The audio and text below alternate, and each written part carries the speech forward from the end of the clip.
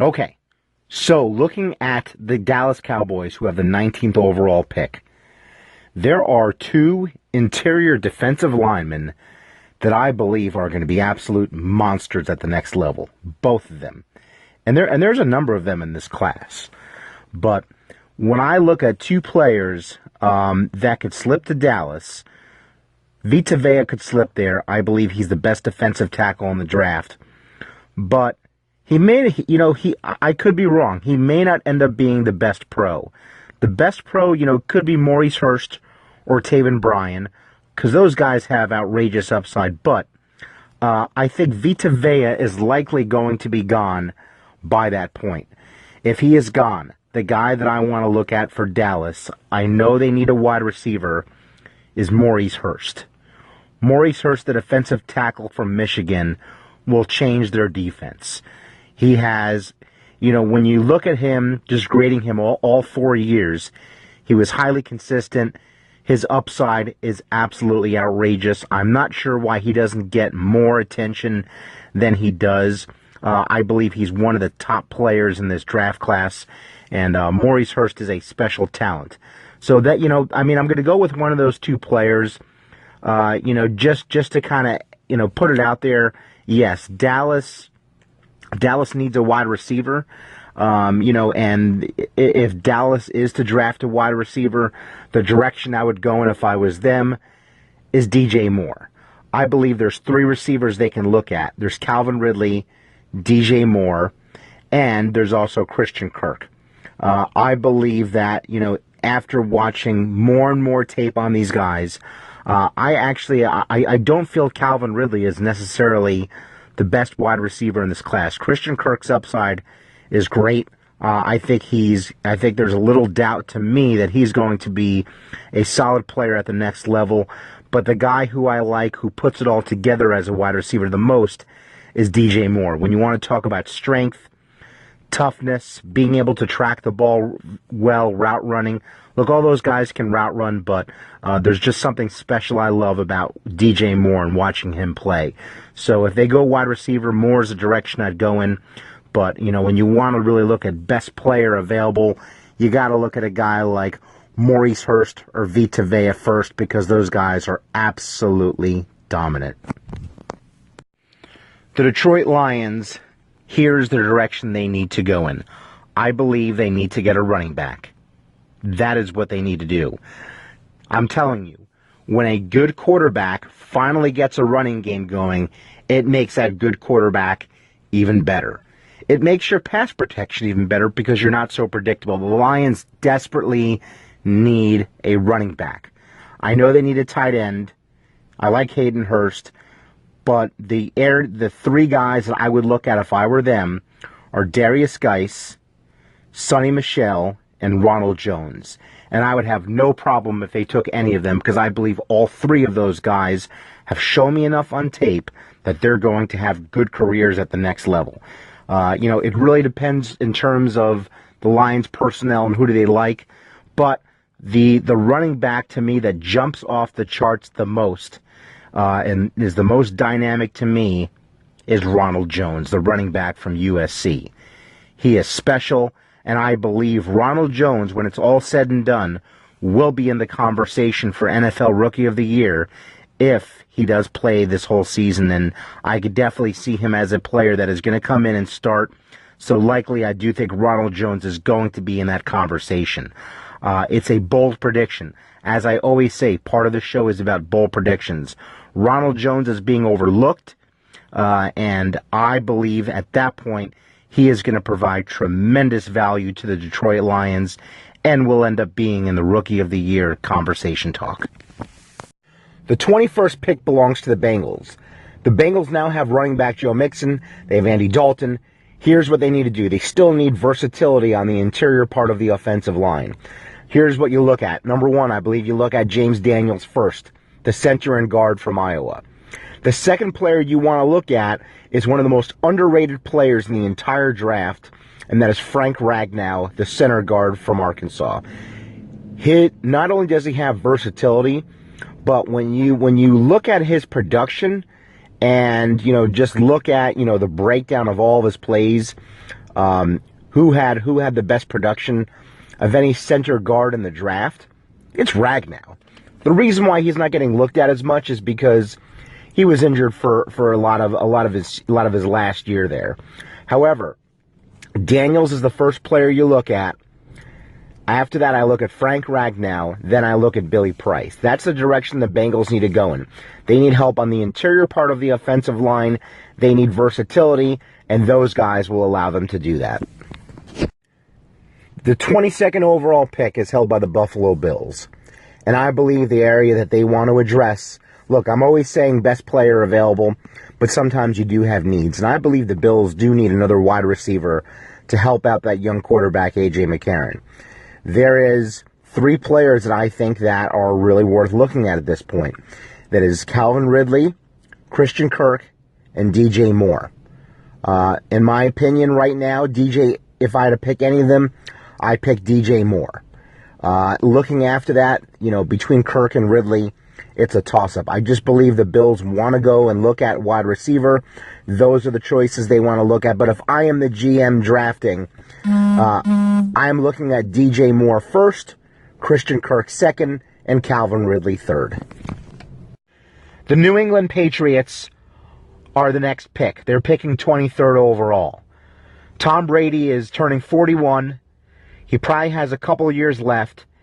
And there's already been talk about the Patriots liking Lamar Jackson.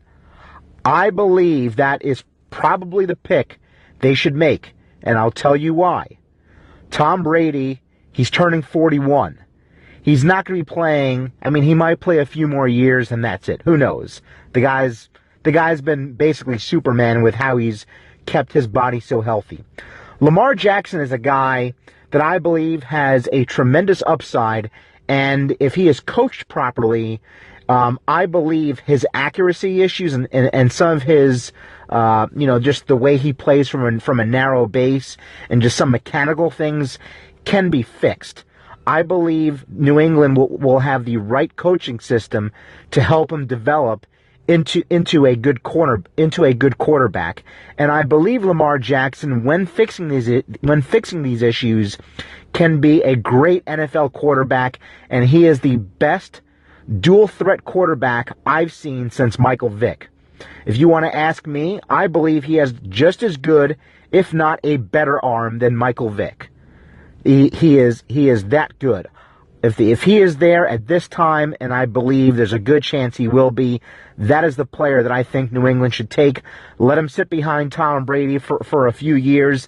Let him get coached up, work on his mechanics, and then you have an amazing talent ready to play quarterback when you need him. The Panthers hold the 24th overall pick.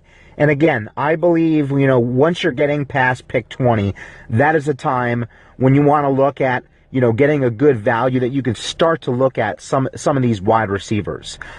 2 guys that I think can potentially be available at this time are Christian Kirk and DJ Moore. Both guys who I think are going to be good pros. Both guys who have great route running, great toughness, and bring a lot to the table as a receiver. And I don't think either of them, it's going to take a very long time for them to transition into a good receiver. The Panthers need a receiver. I believe this is the spot where they look at it. If DJ Moore is available, you take him.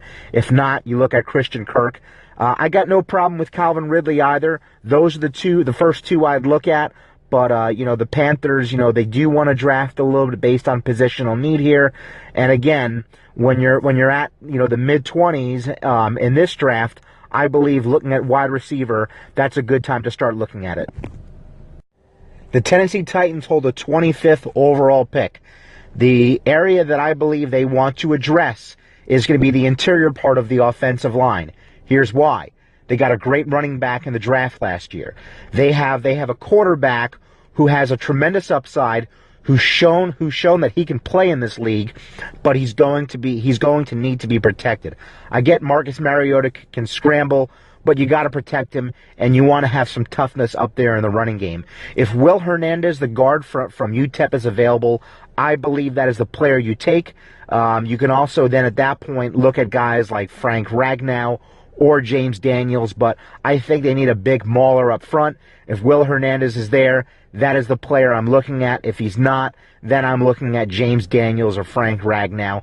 But, if I'm Tennessee, Will Hernandez, that is the player that I want to draft. The Atlanta Falcons hold the 26th overall pick.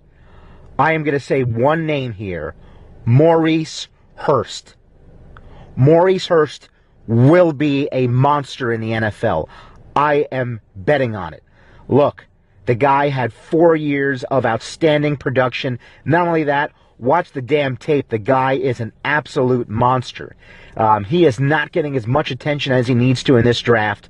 They need help at the defensive tackle position. There was a little bit of a concern about him having an irregular heartbeat or perhaps a heart condition. But look, I think Hurst is going to be there. And Atlanta, that is the player that you want to take at that point. The New Orleans Saints hold the 27th overall pick. Here's the player that they should draft. Tight end Hayden Hurst. Here's why. The Saints have proven they have a great offense for tight ends. But they have not had a tight end that has been a consistent blocker. And right now, I don't believe Coby Fleener is the answer for them. You want a guy that can come in there that is NFL ready because Drew Brees does not have a lot of time left. You want a guy that is NFL ready right now that can play the tight end position, that is NFL ready, can be a dynamic receiver and a dynamic blocker, and is worth a first-round pick. If Hayden Hurst is there, that is the player that I would look at taking. If he is not there, then I would look at Dallas Goedert. I truly believe that you give Dallas some time. I think Dallas is pretty close to being NFL ready. I believe he's only going to get better. But I do believe tight end is the position that the Saints want to look at. Hayden Hurst is there. That is without question in my mind the player you take. But I do also like the Saints going after Dallas Goedert as well. I think both of them will make their offense better and make their offense better quickly. The 28th pick belongs to the Pittsburgh Steelers. Here's what Pittsburgh needs to do. Here's what I would do if I was the GM. There are two players that I think one of these players is going to be available at this time. And based on what Pittsburgh needs, and based on my evaluations of these players, here are two players that they should look at, and I'll tell you which one I should draft. There's Jesse Bates, and there's Leighton Vander Esch. I believe both of these guys, Jesse Bates, Leighton Vander Esch, it's really hard for me to decide between these guys because the Steelers do need help at the linebacker position. What I like about Leighton is he can take on a lot of responsibilities. He's rangy. He can go sideline to sideline. He's going to be great against the run game, and he has upside, in coverage as well. So, there's a lot to like about him. Now, when I look at Jesse Bates, he is a guy that is not being talked about as much as some of these other safeties, but I believe could be one of the best value picks of the entire first round. If I have to go between one of them, I am going to go with Jesse Bates. It's very tough for me to decide. It's pretty close, but, that is who I would go with, and I just believe Bates is going to be an absolute stud at the next level, and if he's there, likely, I believe that is a player that the Steelers should be drafting. The 29th pick belongs to the Jacksonville Jaguars. The Jaguars need help on the offensive line, specifically at the tackle position, and they also need help at wide receiver. I believe at this point in the draft, there are two tackles that I would look at. If Mike McGlinchey or Connor Williams is available, and I believe at this point you're probably only going to see one of them, and maybe neither of them available, those are the guys I am going to draft. If neither of them are there, then I am looking at the pool of wide receivers. I'm looking at Calvin Ridley, Christian Kirk, DJ Moore, and I'm just seeing who's available at this point and taking whoever is available based on that. So again, Jacksonville Jaguars still need help on the offensive line. You want to help Leonard Fournette become even better. Blake Bortles, you want to protect him. Look, Blake Bortles is not the answer, but you still want to protect your quarterback. I believe at the tackle position they need help. That's where they want to look first. McGlinchey and Williams make sense. If not, I'm looking at the wide receivers, and that's the direction I'm going in. If I'm Jacksonville, my dream scenario would be that Mike McGlinchey is available at that point. The Minnesota Vikings, in my opinion, are a very good team on paper. They have a lot of things going for them. They have an up and coming defense with quality players. They have a franchise quarterback now. They have good receivers. But what they truly need is to protect their investment. Their investment that they paid $84 million for, Kirk Cousins, who's a quality quarterback. You want to protect him? I believe the first area that you want to address is the tackle position. Mike McGlinchey and Connor Williams, if one of those two guys are available, Vikings, you take them. If they are not available, there are a lot of good interior offensive linemen in this draft. Maybe, interior offensive linemen, cornerbacks, there's a lot of safeties, there's a lot of quality there this year. If they can't get one of the two tackles, McGlinchey or Connor Williams, then I think they want to look at the guards. Again, the guards that I like, because all three of these guys are proven, they're productive, and they can play center and guard. James Daniels, Frank Ragnow, Billy Price. All those guys are worthy of going in the late part of the first round. So you look at the tackles first. If they're not there, you look at one of those three guys to make sure you're building a wall around your quarterback. And the Patriots are picking 31st. They have 2 picks in the first round. And here's my advice. Get someone with the last name Jackson at this point. If Josh Jackson, the cornerback from Iowa, or Lamar Jackson, the quarterback from Louisville, are available, one of those two guys are available, you take them. Josh Jackson is a tremendous athlete. Not only that, I believe he has the tools to be a quality corner in the NFL. As I mentioned before, Lamar Jackson can sit a few years behind Brady, learn the offense. He can work on his narrow base and become a better quarterback and really give them a true franchise quarterback that they can turn it over to. Look, I know people say Lamar Jackson's not accurate, but I'm telling you, get him with the right coaches and the right system. He'll fix that narrow base. He'll become more accurate. The last name Jackson. Get one of those two players, New England. Josh or Lamar. All right. Here is what the 32nd pick belonging to the Philadelphia Eagles. Here's what the Eagles should do. Get another weapon. Get another weapon for your quarterback. Carson Wentz needs another receiver in there. Again, the guys that I like, the main three guys that I like, are DJ Moore, Christian Kirk, and Calvin Ridley. Those are the 3 guys. I still got to believe that one of those guys is going to be available at that point. I believe if one of them is there, then you take them. Another player who people aren't talking about quite as much that they can look at if they're not there, if those 3 players are not there, is Dante Washington. I believe he's quality as well. Does a lot of things that I like. So Philadelphia, positional need is really wide receiver. That's a direction you go in. When I'm making my draft board, I'm going to go DJ Moore. And then, really to be honest, when you look at Moore, Ridley, and Kirk, it's really interchangeable. I can go either way with all 3 of them. There's different things that I like about all 3. It's really hard to say which one I think will be the best. My gut instinct is telling me DJ Moore is the best, so he's the one I'd pick first. But I do really like Christian Kirk and Calvin Ridley as well for being terrific top end, the very best number 2 wide receivers. So I believe that this is a good time to get a receiver, and that is what the Eagles should do. All right, guys, that is it for today's show. The NFL Draft is about finally here. Join me Friday morning as I give you my thoughts as to who are the winners, the losers, the guys that made the bad picks and the good ones regarding the first round of the NFL Draft. We are about finally here, and it is showtime. I am Steve the Scout signing off. You guys have a great day.